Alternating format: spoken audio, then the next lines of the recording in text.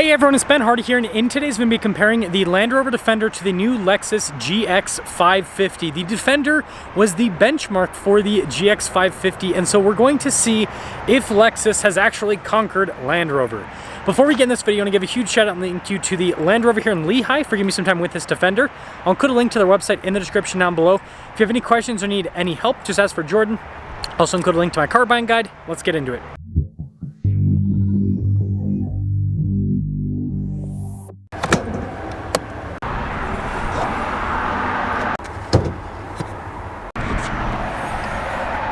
Under the hood of the Lexus is a twin-turbo 3.4-liter V6 that goes through a 10-speed automatic transmission. Fuel economy is 15 around town and then 21 on the highway, with power outputs being 349 horsepower and then 479 pound-feet of torque. Now under the hood of the Land Rover is a 3-liter turbocharged inline-6 that goes through an 8-speed automatic transmission. Fuel economy 17 around town and then 20 on the highway, with power outputs being 395 horsepower and then 406 pound-feet of torque. Before we move forward with this comparison, I do want to mention, if you want to see more videos just like this, then I recommend you subscribe because I post content every single day. So you probably noticed that the design elements are very similar. I mean, look at the upright windshields on both of them, and notice how they both have like little blacked out pieces right there at the top, but then they have the body painted pillars. I think it's interesting. But popping down to the hood, this is where things will change quite a bit. So still boxy with the design here on the Lexus, but then once you trail to the end of the hood, it kind of comes off to a bunch of sharp edges so that it has Lexus's styling. You can see there with the headlights, with the grille, all of that. So it's kind of like a boxy design mixed with a lot of very sharp edges. The Defender is kind of more traditional boxy, so you've got like the circular headlights, and you know, it is more rounded off here on the front end. That's for aerodynamic efficiency purposes.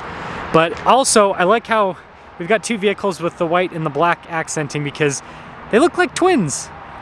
Now with the Lexus, our turn wheel setup is 275 by 50 by 22 in the front and over in the rear, and with this Defender it is 255 by 60 by 20 in the front and over in the rear.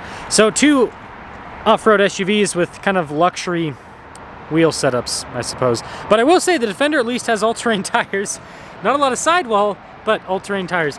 Now notice that with the Defender, the fender flares are painted black, whereas with the Lexus, they're body painted. But then this section of the Lexus is blacked out, and then the Defender, that's all blacked out. But again, you can see the design differences. The Defender kind of has like a smooth but boxy design, whereas the Lexus, it kind of has sharper edges, still a boxy design. They both have square mirror caps, which is pretty funny. But look at the roof lines of both of them. They're very, very similar. So here's your full side view of the GX, and then here's your full side view of the Defender. Now when it comes to storage space, the GX is quite spacious indeed. This particular GX also happens to have a third row. You can get the Defender with a third row too. But got some cup holders back here. And with the third row folded down, you've got a lot of space. With the third row folded up, not too much. Then you have controls for the seats, a little outlet back there. And notice the loading floor. It's not super high, but it's relatively high. And then this has a traditional, like what I call crossover hatch, whereas the Defender has a swing gate, like a G-Wagon. So that's kind of like more traditional off-road SUV.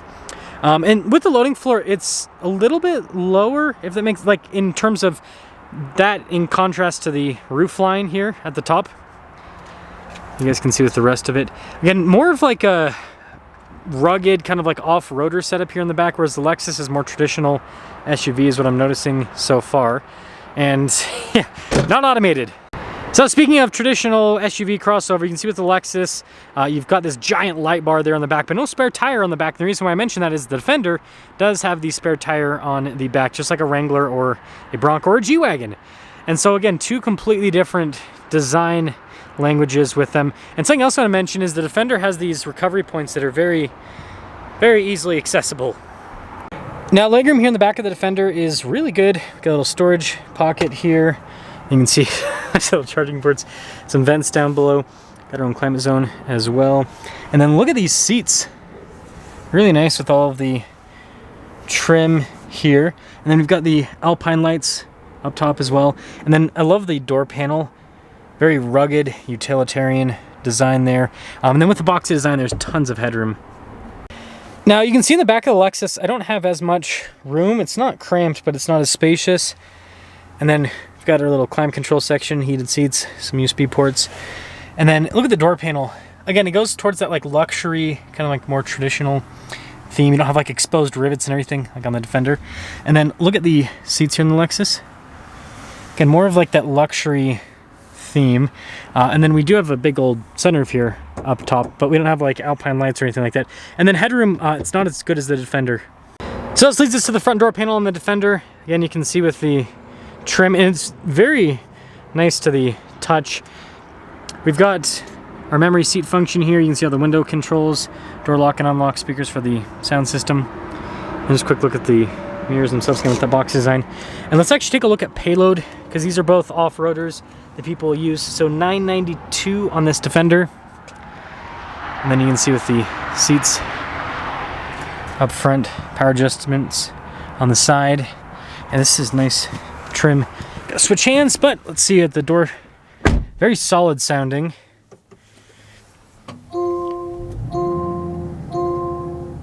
Wow, look at that. Full digital gauge cluster with the Defender. And then I love the steering wheel here. So nice trim all around. And then it's got these cool kind of like spoke design here at the bottom. It's very, again, very rugged looking. That's what I keep noticing here in the Defenders. It just feels rugged. But yeah, you got a bunch of practical controls on that. And then this one has the smaller infotainment system. It does a 360 camera system.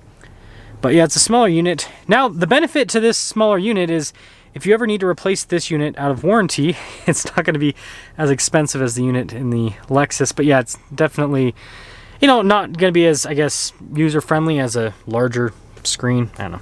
Anyways, nice trim all across the top. Same thing here. It's actually soft touch. And then you've got like storage above the glove box. You've got the glove box down there. And then you of course have the multi-function controls, so they control the drive modes, fan speed. You can also do the seats. This one has heated and ventilated seats. Air suspension, so you can raise and lower the vehicle. You do have a low range with this as well. You can see the shifter right next to it. But the coolest thing is this one has the bench seat. So you actually have a seat here in the center. It's the first time I've seen one in a Defender, but this is an option you cannot get in the Lexus, but you can get in the Defenders if you want a bench seat up front. We've kind of already talked about it, but we do have a panoramic sunroof here at the top of the Defender. And take a look at the door panel on the Lexus. Again, it's got that like luxury appearance with everything on it in terms of the design. So the window controls, quick look at the mirrors, very boxy. Now the Lexus does have better payload capacity with this comparison, so 1,235 pounds. And then here's the seats. You've got your adjustments and everything on the side. Got a bunch of practical controls like your memory seats, steering wheel's power adjustable, all that. And by the way, these power side steps are pretty much pointless. I mean, I guess, yeah, pointless. Anyways, start her up. Full digital gauge cluster, just like the Defender. I like the startup animation, it's pretty cool. There with that whole setup. So, yeah, you know, you can see a bunch of different bits of info, just like the Defender. And you look at the steering wheel, again, luxury is the theme here. So basically they've taken an off-roader and then thrown a bunch of, it's a Lexus, so they throw a bunch of Lexus stuff at it. So you can see with the steering wheel design, you got practical controls like adaptive cruise control. And then we have this huge infotainment system. So definitely a bigger camera view, but you can get a bigger screen in the Defender. That one just doesn't happen to have it. You got all your climate controls here. Now, like I said, the downside is if you ever have to replace one of these, this bigger unit's going to be quite pricey because it's super custom with those climate controls integrated and everything. And then we've got our cool drive mode select down here. The trim on this is really nice. Again, we actually have a glove box above the glove box, which is cool. And then we've got the shifter here. And then we also have a 2-speed transfer case, just like in the Defender. Center locking differential. With the Defender, depending on the package that one has, we'll check the windows. I'll check the window sticker quickly. It could have a center and rear locker. Got some cup holders here. And then got the cool box. You can also get a cool box in the Defender as well. And then you can see here with the camera rear view mirror on this. You can also get that in the Defender. Got to pay for it though. And then we've got this interesting opaque sunroof. It doesn't open up like a traditional sunroof, but you can make it so that you can see through it or not see through it. That Defender has the bench seat, so of course it does not have the center console cooler. Anywho, Before I go over pricing, I want to mention a couple more differences that are very important. That's body on frame, that's unibody, independent suspension all around, independent front suspension, solid rear axle. So those are going to be some key differences.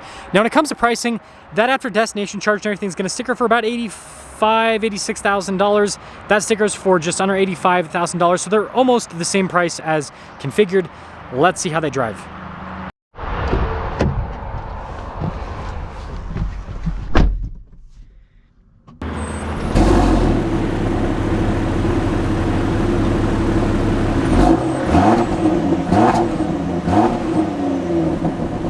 Let's compare visibility. So here's visibility in the Defender. Blind spot ring with the mirrors throughout the rear. Really cool with those Alpine windows. I do miss those from my wife's Defender. But yeah, let's set off. So yeah, I mean, Lexus really did benchmark this new Defender with, you know, that's who they're going after with that new GX. And so I want to see if, well, if you're going to spend about the same amount of money on both of them, is that GX objectively a better vehicle?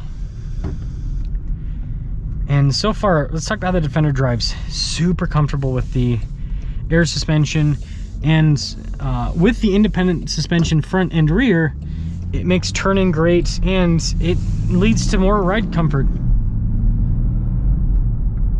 Now right off the bat, this inline six, again, I own this for a little bit.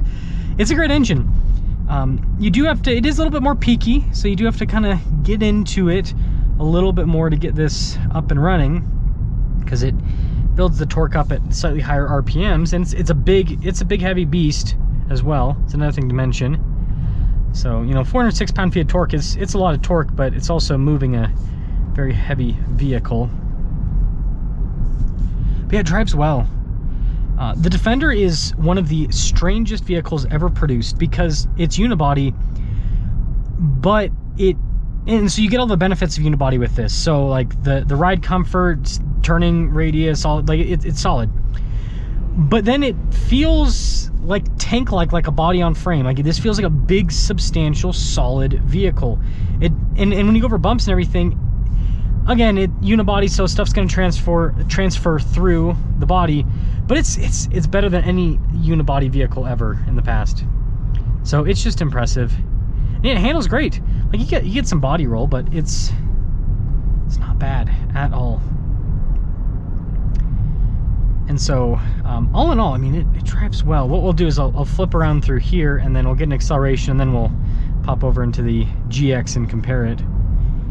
But yeah, what I'll say so far is the Defender, it's held up amazingly well since its, you know, initial model year run here in the US and for the 2020 model year, in terms of how it looks, how it drives.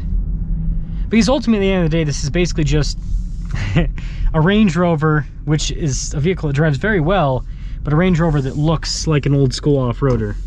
That's kind of what the Defender is. And punch it.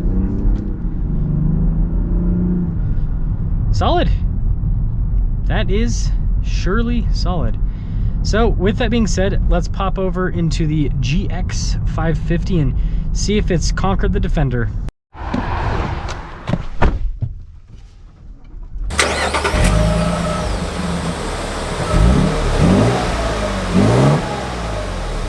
Well, GX550. Here's your visibility of the hood with the mirrors.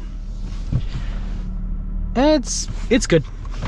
Doesn't have the Alpine windows, but I'd say visibility is pretty similar.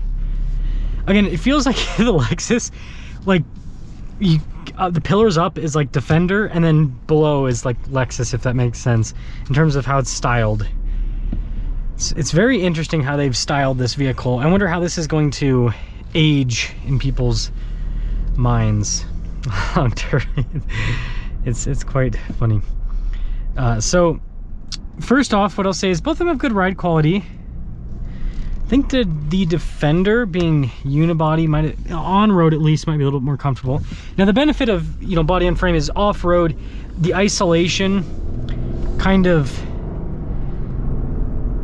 makes it so that when you go over big bumps, you don't feel as much. Whereas unibody goes through it's unibody, so it just transfers through the whole car. You really feel it, and it's uncomfortable. Yeah, the Defender definitely handles better.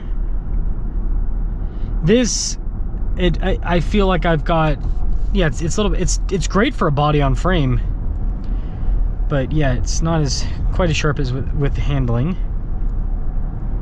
Yeah, the ride quality it's not bad. I want to emphasize, the ride quality's not bad with this. It's just not as good as the Defender. And there's more wind noise than the Defender, too. That's interesting. I thought the Defender would have more wind noise because it's literally a box, but yeah, this has a little bit more. Yeah, the handling. So you feel the torque and horsepower differences with these cars. This feels a little bit better on the low end than the Defender. Doesn't feel quite as peaky. But on the top end, yeah, it doesn't pull quite as hard because it doesn't have as much horsepower. So you feel the difference there.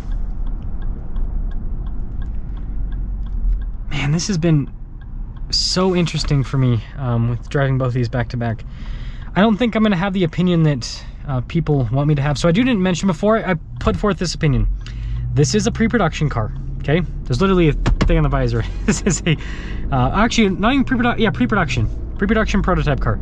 So it's not going to have perfect fit and finish. That being said, my past experience with pre-production Lexus and Toyota cars is they're not perfect, but they're pretty dang close to what they're going to be in full production. So with that being said, I like the Defender style more. I think it makes more, like, it's more uniform, if that makes sense. Like, this feels slightly confused in terms of the style. It's a good looking car. It's a good looking car, but it feels kind of confused because it's like boxy up top, and then it's still boxy, but then it's got like these sharp sports car type edges because they're incorporating the Lexus style. It's kind of weird. You really notice it when you see it next to the Defender, which has more uniform style all around. And then with the interior, both of them have really nice interiors, nice materials, solid fit and finish. Again, even though this is a pre-production car, solid fit and finish, all of that. Similar features, roughly similar pricing with both of them. I like the Defender interior style more. It feels more like an occasion. This is nice, but they've transplanted a regular Lexus interior, which is not bad. The Defender feels like unique, and maybe that's important to some people, maybe it's not important. And then when it comes to driving, right, you're gonna have the benefits of unibody on one side, the benefits of body on frame on the other side. But overall, and taking into account powertrains, I think I like this powertrain more than the Defender powertrain just because of the low-end torque. But I also really like the Defender powertrain because it's a little bit smoother. Inline sixes are always a little bit smoother. And so, man, it's a tough choice. I think that we live in probably the best time ever for SUVs and trucks. Like I feel like we're about to exit the golden age of trucks and SUVs. And so they're both great choices. They're both great overall. But I don't think I could say that Lexus beat Land Rover. I think that I would say that Lexus has a really good competitor to the Defender, and some people are going to like this more than the Defender because of certain things this offer that the Defender doesn't, like the body on frame construction. But I think objectively, I don't think it's better. So let me know your thoughts.